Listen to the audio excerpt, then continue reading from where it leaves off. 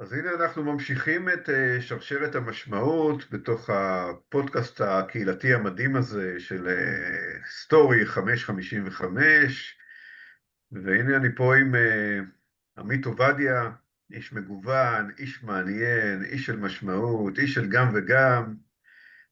אז עמית, איך היית מגדיר את עצמך בתוך המסע הזה שאנחנו מתחילים כרגע, גם באופן כללי וגם בתוך המשמעות?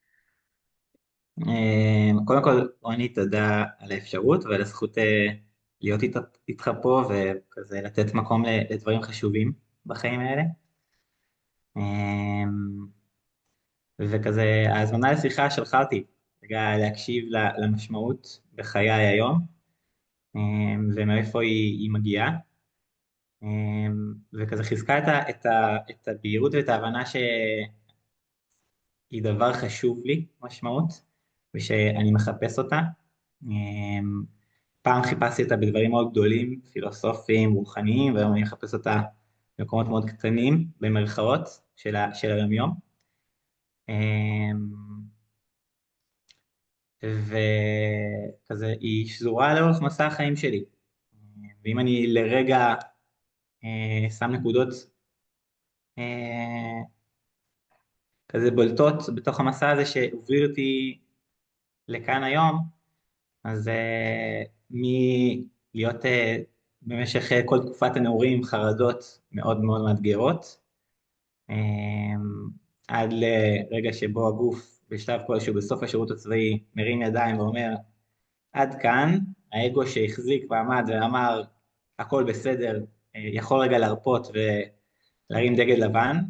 אה, באמת הרמתי דגל לבן והלכתי להיעזר בחוכמתה של אישה יקרה, שבעיקר מה שפגשתי שם זה עיניים טובות שראו אותי, וראו את החרדה שלי, ואפשרו לי להתחיל לראות אותה, ולראות אותה באור חדש, ולראות שגם בתוך מה שהיה במשך הרבה מאוד שנים סבל צרוף, הייתה הרבה משמעות וערך, והיום אני מסתכל על זה בדיעבד כאחת המתנות הגדולות בחיי, וזה המשיך.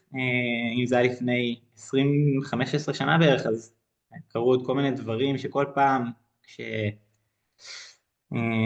איזה משבר כלשהו, או שהקרקע נפערה, אה,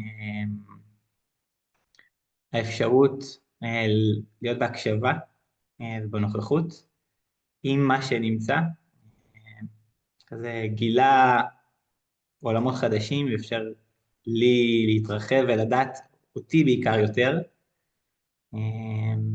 ומחיים לפני של מאבק וחיכוך והישרדות, זה יכול לרדת בווליום ויש יותר פניות ונחת, קבלה.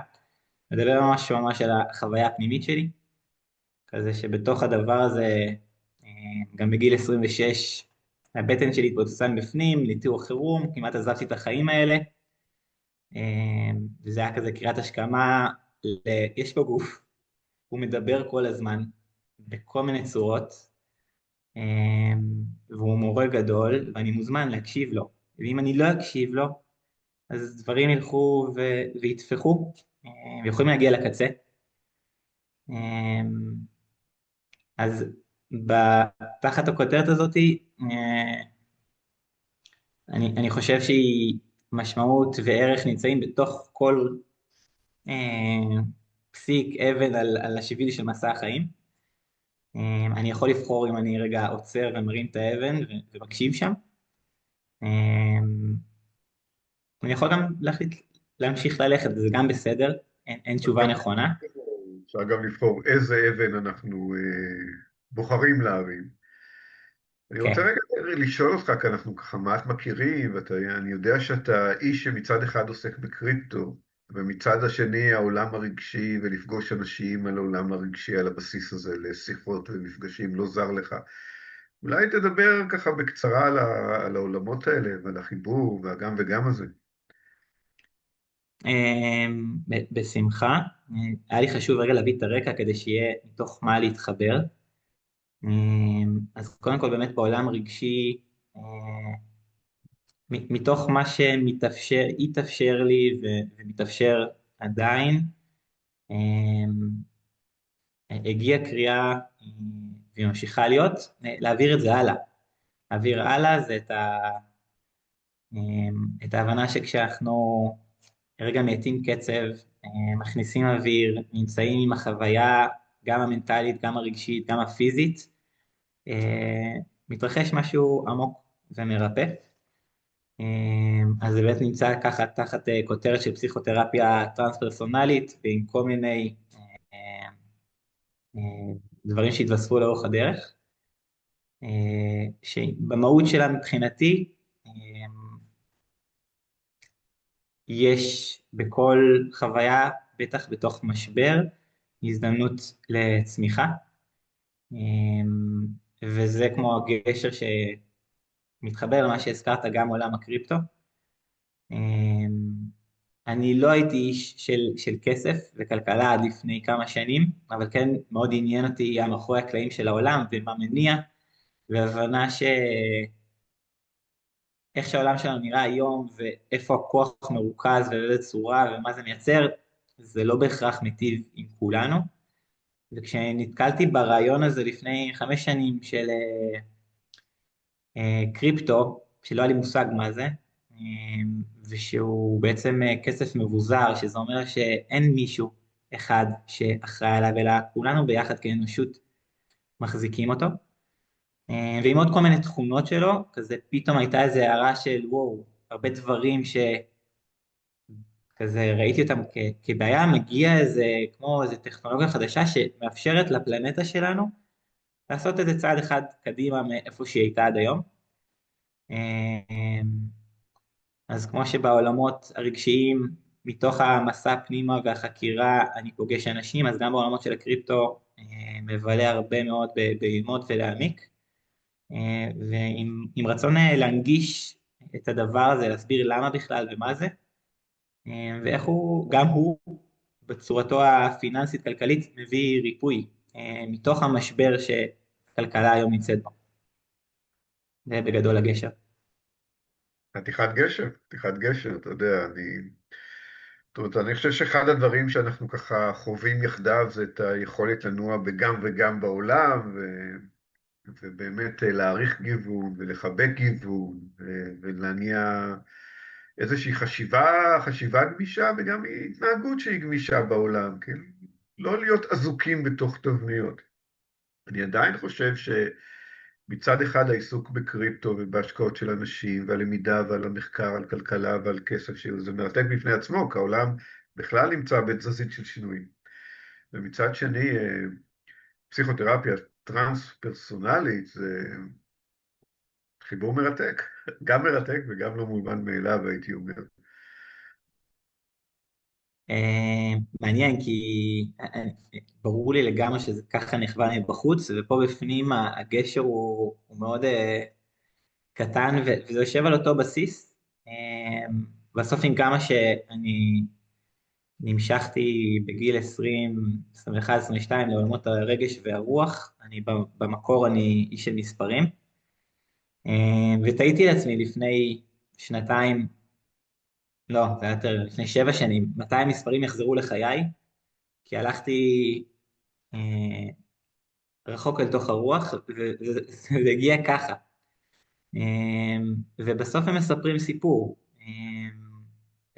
ואני חושב שגם להם, כשאני לומד להקשיב למספרים, אני יכול להבין איזה סיפור יש שם, ואיזה סיפור אני רוצה להתחבר אליו, ואיזה סיפור אני רוצה לחזק, ואיזה סיפור נכון לי, או להגיד תודה על משהו היווה עד היום עבורי, ולהמשיך הלאה. והקריפטו, זה כותרת גדולה, אנחנו לא ניכנס לזה עכשיו, אבל כי יש בו הרבה מאוד דברים, כמו בכל דבר, אבל יש בו גם שפה חדשה של כסף, שאל זה אני מתחבר.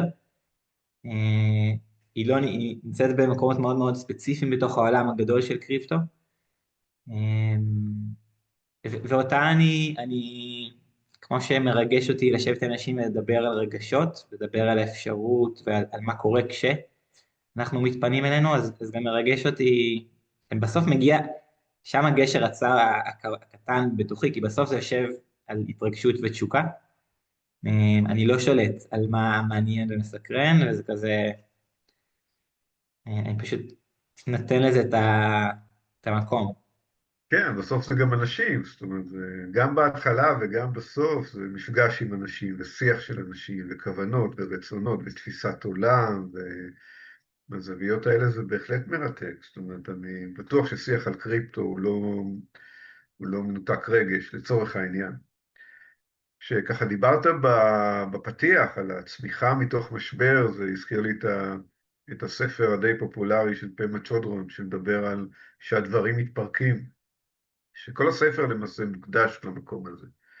וכמה אנחנו כחברה די מלמדים אותנו ומחנכים אותנו להשתדל להימנע מכאב, ואם כואב אז לחפש הסחת דעת לכאב, אתה יודע, עד החתונה זה יעבור וכאלה, זה לא בדיוק משפטים שאומרים לך, שמע, כואב, בוא תשעה קצת עם הכאב הזה, ובהמשך זה יעבור.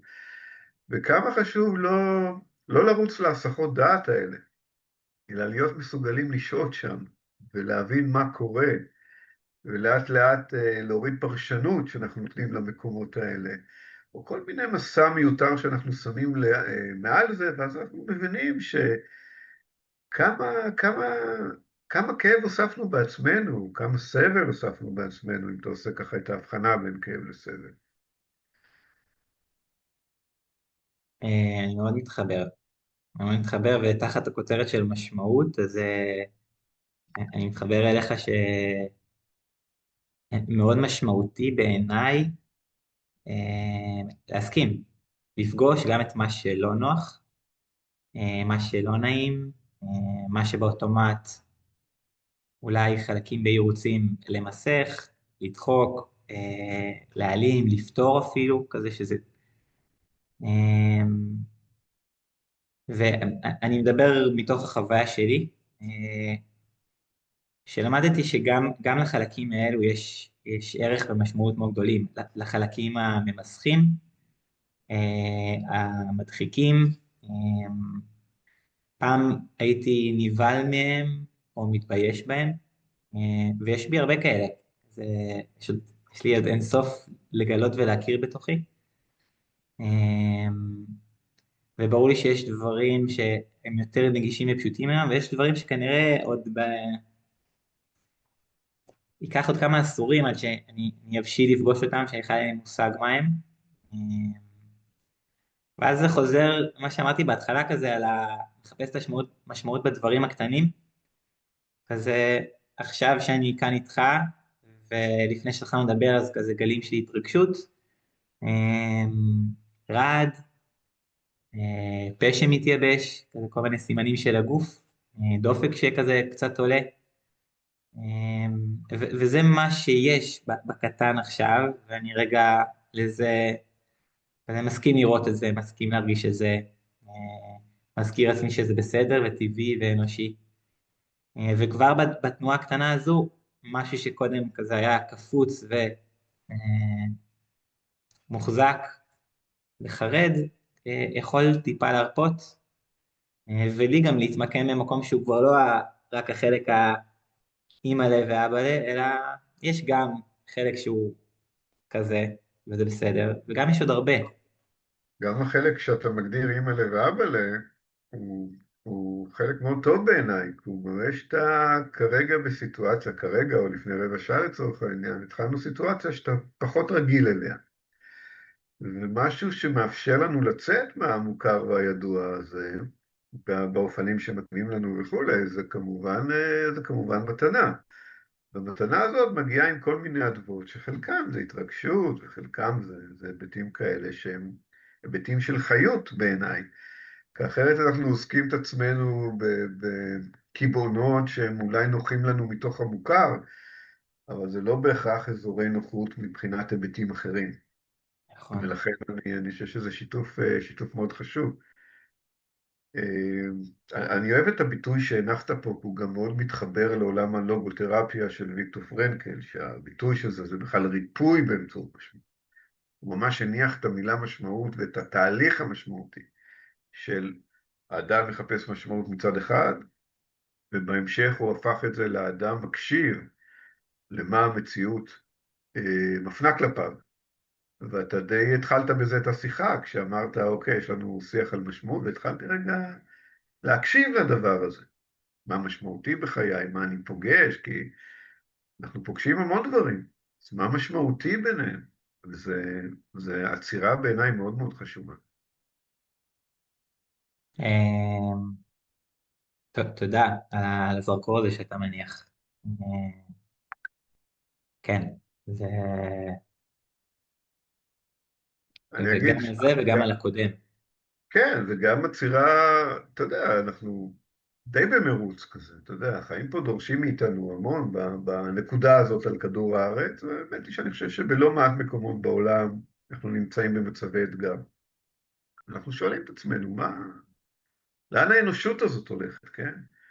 ופה אני לא מפריד בין קטן לגדול. זאת אומרת, אני חושב שכל עשייה שהיא מגיעה מהתבוננות, מגיעה סוג של מיינדפולנס, מגיעה מהנחת קשב במקום הנכון, מגיעה מראייה בהירה ומכוונת לעשיית הטוב.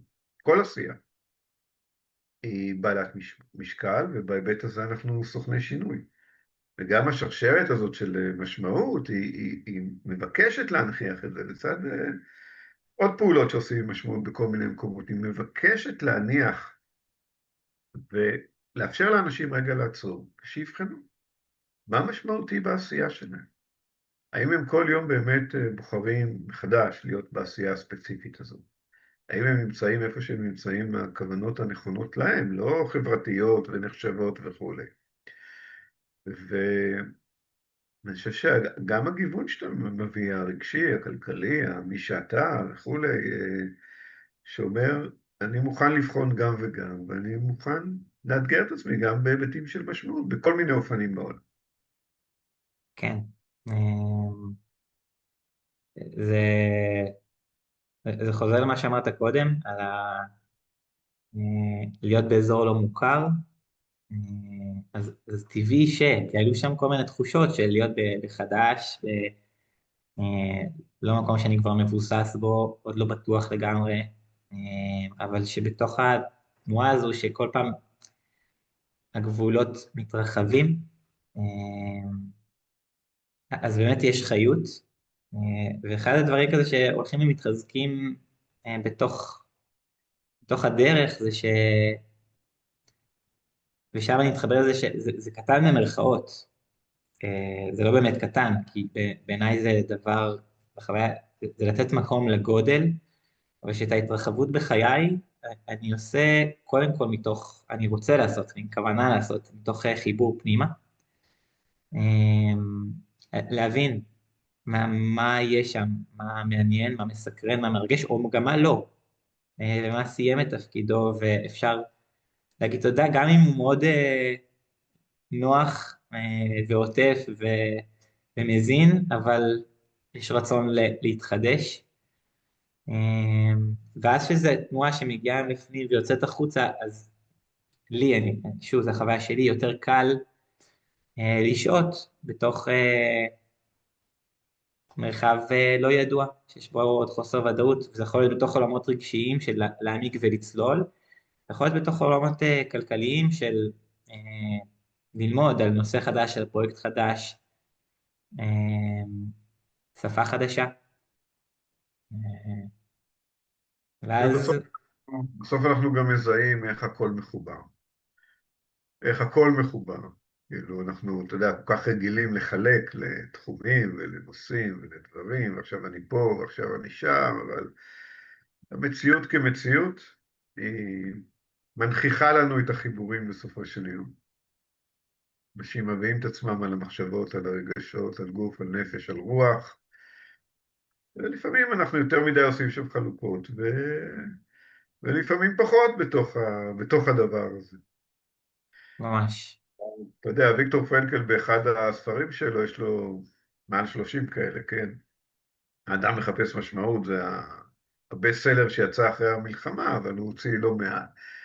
אז הוא מצטט את סרן קירקגורג, שאמר משהו שמאוד הזכיר לי משפט שאמרת כרגע, שהדלת לאושר נפתחת מבפנים החוצה. עכשיו, זה לא רק משפט יפה, צריך רגע לעצור ולהבין אותו. אם היא נפתחת מבפנים החוצה, זה לא רק אומר שיש מקום לעולם הפנימי ולשהות שם ולדיוק לעצמנו ומודעות והתפתחות ומכאן לפעול, אלא זה גם אומר שזה לא עובד הפוך. זאת אומרת שאם אני חושב שככל שאני אהיה אדם מצליח, עשיר וכולי, לא שזה רע, כן, אבל ככל שאני אזכה בכל הנקודות החברתיות האלה, אני אגיע למחוזות העושר, אז לפחות לפי התפיסה הזאת זה לא עובד. ואנחנו יכולים לבדוק על עצמנו ועל אחרים בתוך מסע החיים שלנו, מתי באמת היינו מאושרים ומתי אנחנו מאושרים, ומה נכח שם. כאילו, כן. בסך הכל אנחנו מעבדה גם בשהייה וגם בתנועה, ואני מאוד מסכים למשפט הזה. הדלת לאושר נפתחת מבפנים החוצה.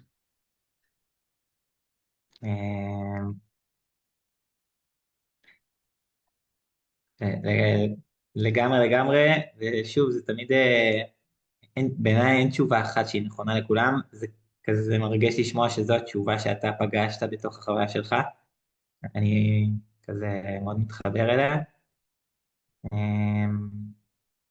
ורואה, אני בעיקר, אתה יודע, זה מין מסע כזה של ניסוי וטעייה. אני ניסיתי בחיי לא מעט פעמים, קודם כל לכבוש את הבחוץ, לקבל את ההכרה, שיראו אותי, שיאהבו אותי, יעריכו אותי. אמ, מפח נפש גדול כשזה לא קרה, אמ, ורגע אחד של כזה סיפוק כשזה קרה, אבל הרעב המשיך, וזה מקומות חשובים כזה לעבור בהם בספירלת החיים, אה, כדי לחזק את ההבנה שאף אחד לא יכול להחליף אותי, אף אחד לא יכול להחליף אותנו, אף אחד לא יכול להחליף את המבט שאני יכול להניח עליי, מבט אוהב, רואה, קשוב, נמצא, נוכח, כי פה בפנים זה לא תלוי בשום דבר חוץ מחופש הבחירה שלי, ובחוץ יש הרבה מאוד תלותיות במשהו, אז זה אחלה אם מגיע בחוץ, אבל אני מתחבר למה שאמרת שזה בסוף, זה מתחיל בפנים. כן. כן, תראה, לא אתה ולא אני, אנחנו לא נזרי זן שיושבים באיזה מנזר בחדר, ואתה יודע, לא יוצאים ממנו כדי למצוא את עולמנו הפנימי ועושים 15 שעות מדיטציה ביום. אז השיח הזה של בפנים ובחוץ ושוב וחזרה, זה חלק מהמסע שלנו. מזכיר לי ספר שירים של יהודה עמיחי, שהוא קרא לו פתוח, סגור, פתוח. אנחנו נמצאים בתנועה הזאת של נפתחים, וקצת הולכים פנימה, ושוב נפתחים, וזה נמצא. ולגבי הבחירה, יפה מאוד איך השיח שלך מתחבר עם ההגות של הלוגותרפיה, כי פרנקל דיבר על 3 היבטים שאפשר למצוא משמעות לשיטתו, כי יש הרבה, הוא קרא לזה ערכים של משמעות. הוא דיבר על הערך היצירתי, שזה מה שאנחנו יוצרים בעולם בהיבטים שונים. לשיטתו זה גם מה שאנחנו מביאים לעולם. הוא דיבר על הערך החווייתי, שזה אוסף החוויות של יציאה לטבע, של מפגשים, שלשיטתו זה גם מה שאנחנו לוקחים מהעולם. הוא אמר שגם אם הערך הזה והזה נעולים בפניך, היצירתי והחווייתי, והוא הביא את הדוגמה הכי קיצונית של מחנות ריכוז במלחמת העולם השנייה. הוא עבר 4 כאלה. הוא אמר, עדיין נשאר לך הערך של הבחירה. עדיין נשאר לך הערך של ההתייחסות ונקיטת העמדה. זאת אומרת, תמיד יש ערך לחיים, גם עם מצבים קיצוניים, ונקיטת העמדה היא מאוד מאוד חשובה. וכאן אני אוסיף, כשלא חייבים להגיע גם, אתה יודע, לדוגמאות קיצוניות של מלחמות, אבל למעשה, הרבה מאיכות החיים שלנו, זה לא בהכרח מה שקורה לנו, אלא זה ההתייחסות שלנו למה שקורה לנו. והעצירה הזאת היא לדבר על משמעות, לחשוב על משמעות, להתבונן במשמעות, לא לחפש שמישהו ילביש עלינו משמעות, ולא לחפש להלביש את זה על אחרים. אבל להיות מוכנים רגע לעצור, היא מאפשרת את המקום הזה, וגם את ההבנה. ולכן אתה רואה אנשים שנמצאים במצבים מאוד דומים ומגיבים אחרת לגמרי. ממש. אתה מרים לי להנחתה, אני אמרתי, אני אשאל אותך אם זה בסדר, אבל יש איזה קטע שירה קטן שרציתי להקריא לך. מה אתה קדימה. אומר? אז דרך אגב, התפקיד שלי פה זה להרים להנחתות, זה אחת ההגדרות של התפקיד שלי פה. תפקיד משובח. כן.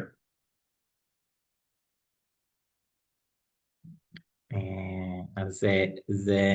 אתה ממשיך לראות אותי כשאני מקריא לך? אתה מולי כרגע, כן. אז זה קטע טקסט מתוך ספר החיים והמתים הטיבטי.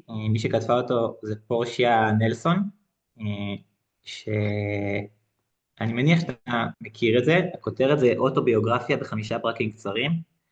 אני נתקלתי בזה לפני 15 שנה, וזה מלווה אותי חזק לאורך הדרך. פרק ראשון, זה בגוף ראשון שלה, אז אני מקריא. אני הולכת ברחוב, יש בו בור עמוק במדרכה. אני נופלת פנימה, אני אבודה, אני חסרת אונים, אין זו אשמתי. לוקח נצח למצוא מוצא. פרק שני, אני הולכת באותו רחוב, יש בור עמוק במדרכה. אני מעמידה פנים שאיני רואה אותו. שוב אני נופלת פנימה. איני יכולה להאמין שאני באותו המקום, אבל אין זו אשמתי. עדיין לוקח זמן רב לצאת החוצה. פרק 3. אני הולכת באותו רחוב, יש בור עמוק במדרכה. אני רואה שהוא שם. בכל זאת אני נופלת פנימה, זה הרגל. עיניי פקוחות, אני יודעת היכן אני. זו אשמתי. אני יוצאת החוצה מיד. פרק 4. אני הולכת באותו רחוב, יש בור עמוק במדרכה. אני עוקפת אותו. פרק 5. אני הולכת ברחוב אחר. זה מאוד התחבר לי מה שאתה אמרת עכשיו. כן, זה קטע יפהפה, עד כמה, אתה יודע, עד כמה ההתניות מנהלות אותנו, עד כמה הרגלים לעתים מנהלים אותנו, עד כמה חלקנו חושבים שאין ברירה כי זה מי שאני וכולי. וכמו שאתה אומר, זה קטע שבין השאר עוסק בבחירה, ובין השאר עוסק במודעות, ובהבנה של, גם של ההשתנות דרך אגב. זה די מעניין שיש ללא מעט אנשים פחד משינוי ומדברים שהשינוי הוא בלתי נמנע, בתוך חיים שהם בהגדרה הרעים ובהגדרה משתנים, וההפתעה היא חלק מהם. והמסע הזה של החיים ומוות כרוך כזה ואנחנו בתוכו. ועדיין יש כל כך הרבה הדחקה, אז כן, זה קטע, זה באמת קטע אהוב שאפשר לקחת ממנו לא מעט דברים. וכן, יש בורות שלעיתים אנחנו לא מזהים ואנחנו בתוכם. וזה גם כן, חלק מה... ויש להם ערך ומשמעות מאוד גדולים, לכל שנייה שם. נכון. אני חושב כן, שלכל דבר שאנחנו פוגשים בחיים, לפחות לשיטתי, גם הדברים הלא נעימים, זה כמובן לא הזמנה, כן, לדברים כאלה. כל דבר שאנחנו פוגשים, כל שנייה בחיים, או כמו ויקטור פרנקל ביטא מאוד יפה, זה ממש משפט בודהיסטי, הוא דיבר על המשמעות הנאצלת של הרגע, תחשוב על המשפט. הוא דיבר על זה בשנות ה-30 וה-40 של המאה הקודמת. אז כן, אנחנו מי שאנחנו, גם עם הצלקות וגם עם הסריטות וגם עם החלקים הפחות נעימים וגם עם הצללים, כמו שיונג ביטא לא מעט. ומתוך זה אנחנו באמת יכולים להביא את היצירתיות שלנו לידי ביטוי בעולם. כן, אין כן, לי ספק שאתה עושה את זה, עמית. אין לי, שוב, מתוך ההיכרות והפגישות, ואנחנו נפגשים אחת לשבוע בפורום כזה או אחר, אה, אין לי ספק שאתה עושה את זה. כן, אני משתדל, נראה שכולנו משתדלים, כל אחד בהשתדלות שלו, אה, ואין השתדלות אחת שהיא טובה מהשנייה, אז לכל השתדלות יש מקום. אני רק אוסיף, אולי עם זה נסיים כזה, שזה גם עוזר להביא את היצירתיות לעולם, וגם עוזר להביא אהבה, אהבה, קבלה, חמלה לדברים, כשאני יכול להבין מה אותי שלח לפעול בצורה נוקשה, אלימה, גסה, ורגע לחמול שם ולראות את המצוקה, שהוליד את הדבר הזה, אז גם יותר קל לראות את המצוקה שיש מתחת בבן אדם שממול. לא משנה באיזה סדר גודל מסתכלים. כן. אה, הקריאה לדרך לתוך מסע הגיבור יכולה להגיע בצורות שונות. עמית עובדיה, כיף שחברת לשרשרת משמעות. תודה תודה רבה רבה. רבה, ואני באמת גם מודה על ההיכרות בינינו, אני מעריך אותה מאוד. הדדי, מאוד מאוד. תודה רוני על ההזדמנות להיות כן. פה, הפודקאסט המקסים הזה, ונכון, פודקאסט היסטורי 555, שהיום אנחנו בשרשרת משמעות בתוך. אז תודה רבה ולהתראות. ביי ביי. ביי.